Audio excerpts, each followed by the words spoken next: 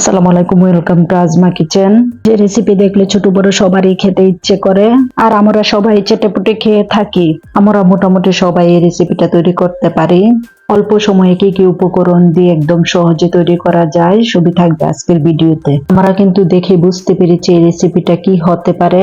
এই রেসিপিটা হলো চটপটি। এখানে আমি সাদা বুট, ডাবলি বা শুকনা মটর, আমরা যে অঞ্চলে একে যেই নামে চিনে থাকি, আমাদের অঞ্চলে একে বলা হয় সাদা বুট বা শুকনা মটর। আমি এখানে হাফ কিলোর চেয়ে একটু কম শুকনা মটর নিয়ে নিলাম। মটরগুলোকে ধুয়ে পরিষ্কার করে সারা রাত্রি ভিজিয়ে রেখেছিলাম। আপনারা যারা ঘরোয়া ভাবে চটপটি তৈরি করবেন তারা কিন্তু 4 থেকে 5 ঘন্টা ভিজিয়ে রাখবেন। চটপটির জন্য এখানে আমি নিয়েছি 2টি ডিম ও 2টি মাঝারি ধরনের আলু, যা আমাদের সিদ্ধ করে নিতে হবে। সাথে নিয়ে নিলাম হাফ কাপের একটু কম তেঁতুল, যা আমরা সচরাচর বলে থাকি তেঁতুই, আর এই তেঁতুইকে 30 মিনিট ভিজিয়ে রাখবো। এখন একটি কড়াইয়ের মধ্যে দিয়ে দেব শুকনো মটর গুলো, আর এগুলোকে 20 থেকে 25 মিনিট সিদ্ধ করে নিব।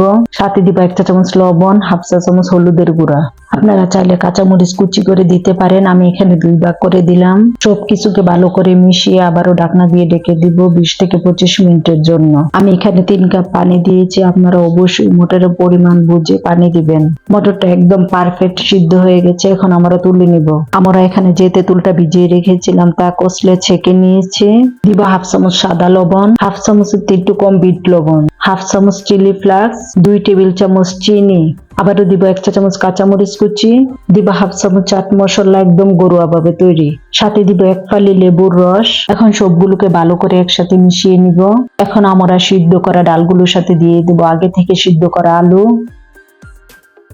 সাথে দিব হাফ কাপের চেয়ে একটু কম পেঁয়াজ কুচি, সাথে দিব একটি ডিমের কুচি, 2টি কাঁচামরিচ কুচি, সাথে দিব ভাজা জিরার গুঁড়া, 1 চা চামচ বিট লবণ, দিব হাফ চা চামচ চিলি ফ্লেক্স, দিব 1 চা চামচ চাট মশলা, অবশ্যই আমাদের চাট মশলা ব্যবহার করতে হবে। দিব হাফ কাপের একটু কম ধনেপাতা কুচি, 5 থেকে 6 চামচের মতো দিয়ে দেব তেঁতুলের টক। টক দেওয়া হয়ে গেলে সবগুলোকে আমরা ভালো করে একসাথে মিশিয়ে নিব। সবগুলো একসাথে মিশানো হয়ে গেলে এখন আমরা অল্প উপকরণ দিয়ে ডেকোরেশন করে নিব। প্রথমে আমরা এখানে 4 থেকে 5টি ফুচকা পেস্ট করে দিয়ে দিব। ফুচকা দেওয়া হয়ে গেলে দিয়ে দেব শসা কুচি, সাথে দিব 1 ফালি লেবুর রস, আবারও দিব 1 চা চামচ চিলি ফ্লেক্স, দিব 1 চা চামচ কাঁচামরিচ কুচি, বাকি একটি ডিম ব্লেন্ড করে দিয়ে দিব।